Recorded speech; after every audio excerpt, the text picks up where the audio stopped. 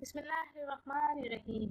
अस्सलाम वालेकुम, welcome to my channel Haseena beauty tips. I am doctor Manoor और मेरे चैनल पर आपको बहुत कुछ मिलेगा, like beauty tips, health tips और बहुत सारे वसाइल।